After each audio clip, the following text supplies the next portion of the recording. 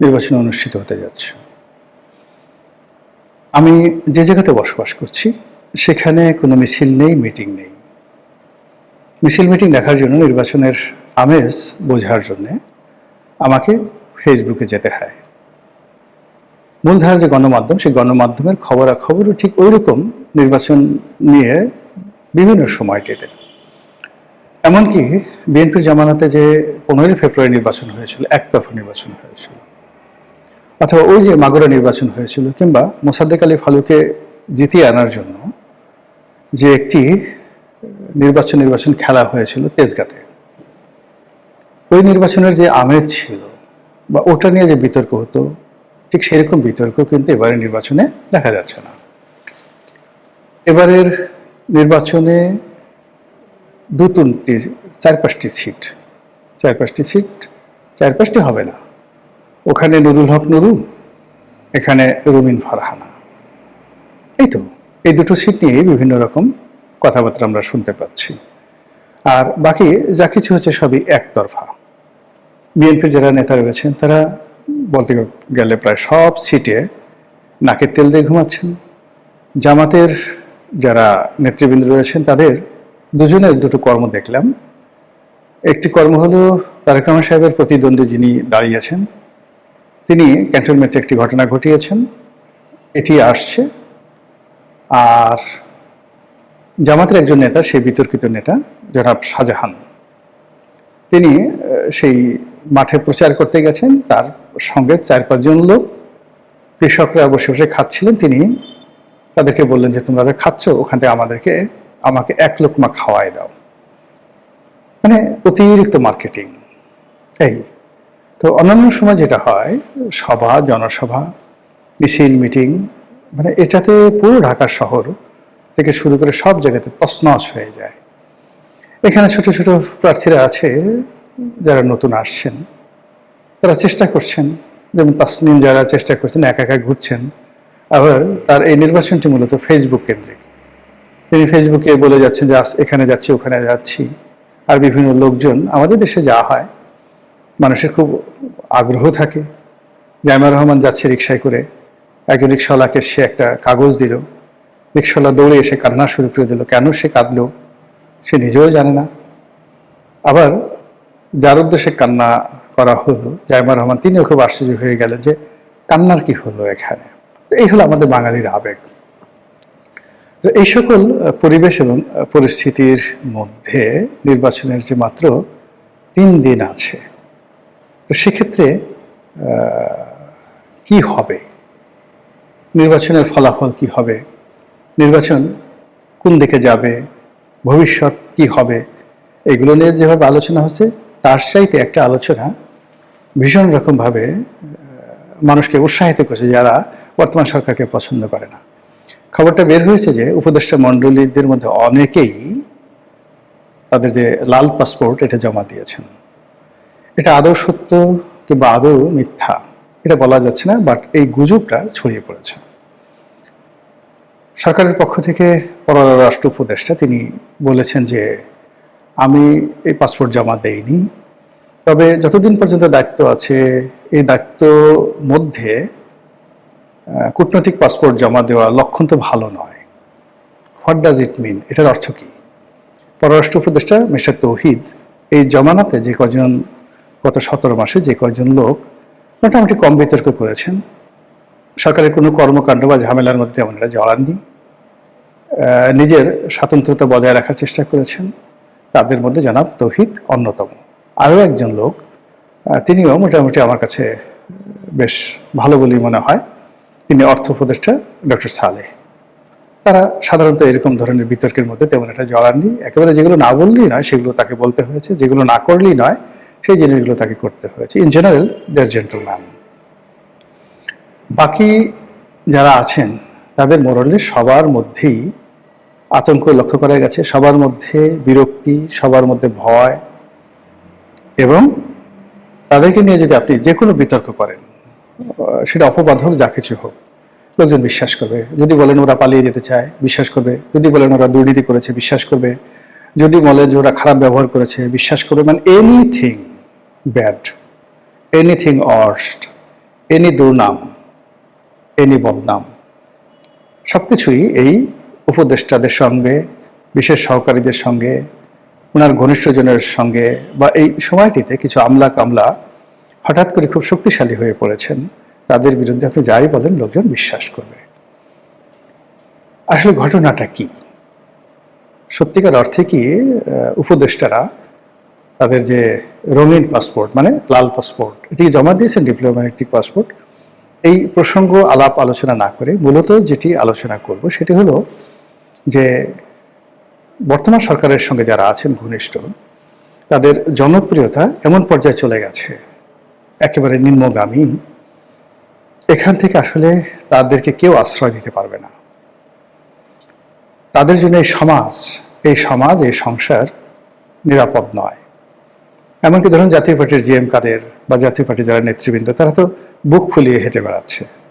আমি দেখলাম যে মিস্টার বশির রহমান রাঙা, তিনি রংপুরে ঘুরে বেড়াচ্ছেন, বুক ফুলিয়ে কথা বলছেন এবং বলছেন যে হ্যাঁ এটা তো সত্য কথা, আমরা তো দোষর ছিলাম, আমি তো শেখ হাসিনার মন্ত্রী ছিলাম, এটা আমি অস্বীকার করতে পারবো না, যা হবার তাই হবে, যদি জনগণ বিচার করে করবে, যদি জেলে যাওয়া লাগে যাব, যদি আমাকে ভোট দেয় দেবে, না হলে দেবে না।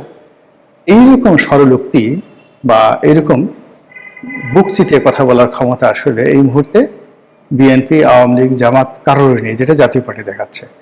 আমি জাতীয় পার্টির জিএম কাদেরকে বেশ কয়েকদিন সমালোচনা করেছি, আমার বিরক্তি ছিল এই ভদ্রলোকের প্রতি বিভিন্ন কারণে। কিন্তু এই গত 17 মাসে দেখলাম যে বাংলাদেশে যদি নেতা হওয়ার যোগ্যতা কারো থাকে বিরূপ পরিস্থিতিতে, সেই যোগ্যতা জনাব জিএম কাদেরের আছে, সেই যোগ্যতা জনাব শামীম হায়দার পাটোয়ারি, তার সেক্রেটারি আছে।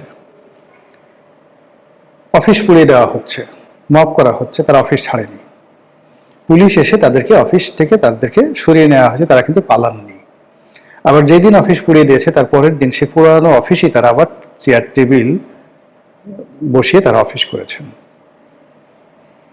জিএম কাদের বয়স্ক মানুষ, তার বয়সে প্রায় 80 বছর, দেখতে কিন্তু ওরকম মনে হলো তার বয়স 80 বছর। তো এই এরশাদের মৃত্যুর আগ পর্যন্ত তার অনেক একটা সুনাম ছিল, তার সততা নিয়ে, ভদ্রতা দিয়ে, নম্রতা নিয়ে, তার ডিসেন্সি নিয়ে মানুষ ইতিবাচক কথাবার্তা বলতেন এবং আমার সঙ্গে তার খুবই ভালো সম্পর্ক ছিল। তো এরশাদের মৃত্যুর পর যে লাস্ট 2024 সনের নির্বাচন হলো, ওই সময়টা থেকে তার বদনাম হতে থাকে যে তিনি সরকারের কাছ থেকে টাকা নিয়েছেন, মানে শেখ হাসিনার কাছ থেকে টাকা নিয়েছেন, সেই টাকা কর্মীদেরকে দেননি, মনোনয়ন বাণিজ্য করেছেন, দলের বাঘা বাঘা নেতাদেরকে বাদ দিয়ে নিজের নিকটজনদেরকে নমিনেশন দিয়েছেন। এরপরে তার স্ত্রী শরীফা কাদের, তাকে দলের বড় পদ দেওয়া থেকে শুরু করে পার্লামেন্টে নেওয়া, এই ব্যাপারে তিনি যে কর্মকাণ্ড করেছেন এগুলো নিয়ে প্রচন্ড সমালোচনা হচ্ছিল এবং সবচেয়ে বেশি সমালোচনা হচ্ছিল যে ভারতের কথা মতো তিনি আওয়ামী লীগের সহযোগী হয়েছিলেন, অথচ ওই সময়টাতে সবার দাবি ছিল তিনি নির্বাচন বয়কট করবেন। তো সেই কারণে আমিও তার প্রতি বিরক্ত ছিলাম, তাকে নিয়ে অনেক কথাবার্তা বলেছি, কিন্তু ভদ্রলোক কখনোই সেটার প্রতিক্রিয়া দেখাননি। এই জন্য আমি কৃতজ্ঞ। তিনি ওই সময়টাতে কি বিপদের মধ্যে ছিলেন সেটা তিনি এখন বলার চেষ্টা করছেন যে আমি তো, আমার হাত পা বাঁধা ছিল। আমার ভাই এরশাদ সাহেব সে 2014 সালের নির্বাচনে অংশগ্রহণ করতে চাননি, তিনি আত্মহত্যা করতে চেয়েছিলেন, কোনো মানুষ তো তাকে রক্ষা করতে আসেনি। তাকে ডিজিএফআই লোকজন চিৎপটাং করে ধরে নিয়ে তাকে শুয়ে রেখেছে সেই সিএমএসে, এবং সেখানে বসে তার কিচ্ছু করার ছিল না, টু শব্দ করলে তাকে মেরে ফেলা হতো। সেখানে সুজাতা সিং এসে তাকে যে হুকুম দিয়ে গেছে, সেই হুকুমের বাইরে জাতীয় পার্টি যাওয়ার কোনো স্বার্থ ছিল না। তা আমি কি করব এখানে? আবার যখন আমার ভাই মারা গেল, সেখানে আমার ভাবিকে আমার বিরুদ্ধে দাঁড় করিয়ে দিল। আমি একটা টু শব্দ করার সঙ্গে সঙ্গে আমার ভাবিকে দলের নেতৃত্ব দিয়ে দেওয়া হবে, এভাবে চক্রান্ত করা হলো। আমার দল টিকিয়ে রাখতে হবে, তো দল টিকিয়ে রাখার জন্য আমাকে এই কাজ করতে হয়েছে, আমি নিজে বাঁচবো, দল টিকিয়ে রাখবো, এই কথাগুলো তিনি অকপটে বলছেন এখন। দ্বিতীয়ত হলো যে এখানে আমার দলের মধ্যে বেশিরভাগ লোকই আওয়ামী লীগের সঙ্গে তাদের একটা সম্পর্ক ছিল, তারা আমাকে চাপ প্রয়োগ করছিল। আমি কি করবো? এর পক্ষে আমার বাইরে করার কিছু ছিল না। এই সমাজ আমাকে আশ্রয় দিত না, এই রাষ্ট্র আমাকে আশ্রয় দিত না। এখন অনেকে সমালোচনা করছে, কিন্তু আমি যদি ওই অবস্থাতে 2 দিন পালিয়ে কারো বাড়িতে থাকার চেষ্টা করতাম, প্রত্যেকটা লোক মানে দরজা বন্ধ করে দিত আমার জন্য। তো আমার তো ভারতের বাইরে যাওয়ার কোনো সাধ্য ছিল না, ক্ষমতা ছিল না। এখন যেভাবে অনেকের অনেক কিছু করার সুযোগ নেই, এই কথাগুলো তিনি এতটা সাবলীলভাবে এই সময়টাতে বলছেন এবং যেভাবে বুক ফুলিয়ে চলছেন, এর 10 ভাগের 1 ভাগ ক্ষমতা যদি সেই আওয়ামী লীগের 10 জন লোকের থাকতো যে জিএম কাদের যে কাজটা করছে সেই কাজটা আমি করব। শামীম হাদের পাটোয়ারি যে কাজটা করছে, সে যেভাবে দাঁড়িয়ে বলছে না আওয়ামী লীগের ছাড়া নির্বাচন হবে না, আওয়ামী লীগ ছাড়া গৃহযুদ্ধ বেঁধে যাবে, মানে যে কথাগুলো বলার, তাকে আপনি আওয়ামী লীগের দোষর বলেন, ভারতের দোষর বলেন, দুর্বল বলেন, তারা কিন্তু তাদের কথা বলে যাচ্ছে। এবং ভারতের পক্ষ থেকে, ক্যান্টনমেন্টের পক্ষ থেকে তাদেরকে যে গ্রিন সিগন্যালগুলো দেওয়া হয়েছে, সেই গ্রিন সিগন্যাল নিয়ে তারা যেভাবে বীর দর্পে ঘুরে বেড়াচ্ছে, আওয়ামী লীগের অনেক লোকের পেছনেও কিন্তু এইভাবে অনেক আশীর্বাদ ছিল বা আছে, কিন্তু তারা কিন্তু সেই নিজেদের অপকর্মের কারণে তারা কিন্তু রাস্তায় বেরোতে সাহস পাচ্ছে না। আর এর কারণেই যারা এই মুহূর্তে মব করছেন, এই মুহূর্তে যারা নির্বাচন ম্যানিপুলেশন করার চেষ্টা করছেন, বা এই মুহূর্তে যারা একতরফা নির্বাচন করে জয়লাভ করার চেষ্টা করছেন এবং যারা রাজনীতির শূন্যতা তৈরি করছেন, তাদের সবার জন্য এটি একটি মহোৎসব হয়ে পড়ছে। যেটা বলছিলাম, বর্তমান উপদেষ্টা মণ্ডলী থেকে শুরু করে একেবারে প্রধান উপদেষ্টা, তারপর ওনার ঘনিষ্ঠজন প্রেস সচিব থেকে শুরু করে লামিয়া মোর্শেদ, অন্যান্য যারা তিনি বিদেশ থেকে এনেছেন, কি আশিক বা লুৎফে বা খলিলুর রহমান, তারা কেউ কিন্তু শান্তিতে নেই। সবার মনের মধ্যে একটা ভয়, একটা আতঙ্ক, এবং এই মুহূর্তে তারা বাংলাদেশে বন্ধুহীন, এতটা বন্ধুহীন যে আপনি দেখবেন যে আর এই ইলেকশনটা যদি হয়ে যায়, ইলেকশনের পরে তাদের সঙ্গে কারো সম্পর্ক ছিল এ কথা কেউ স্বীকার করবে না। তারা যদি কাউকে বলে যে ওরে ভাই তুমি তো আমার কাছে গিয়েছিলে, সে বলবে দূর দূর দূর দূর হ, তোদের কারোর সঙ্গে আমার কোনো পরিচয় ছিল না। এই হলো রাজনীতি, এই হলো রাষ্ট্র ক্ষমতা। এখানে যতক্ষণ আপনার ক্ষমতা আছে, সব মানুষ আপনার পায়ে যদি আবর্জনা থাকে, তারা লেহন করে বলবে হুজুরের আবর্জনা মধুর মতো মিষ্টি লাগে।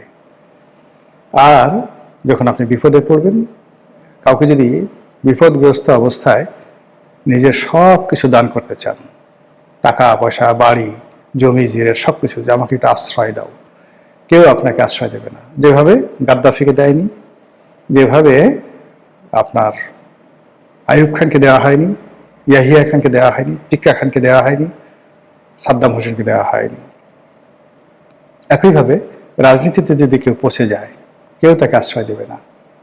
বাংলাদেশে বুকে হাত দিয়ে বলেন তো আপনারা, কার এত সাহস আছে এই মুহূর্তে আওয়ামী লীগের শীর্ষ 10 জন নেতার মধ্যে যে কোনো একজন প্রকাশ্যে এসে আপনার বাড়িতে থাকবে, আপনি আশ্রয় দেবেন ওবায়দুল কাদেরকে, জাহাঙ্গীর কবির নানককে, বাহাউদ্দিন নাসিমকে, এই সমস্ত মানুষের সঙ্গে বন্ধুত্ব করার জন্য, তাদের ছায়া দেখার জন্য, তাদের বাড়ির সামনে দাঁড়িয়ে থাকার জন্য কত মানুষের কত আকুতি ছিল। সেই স্বরাষ্ট্রমন্ত্রী আসাদুজ্জামান খান কামাল থেকে শুরু করে আরো অনেকে গত 15 বছর ধরে কত মানুষ তাদের দালালি করেছে।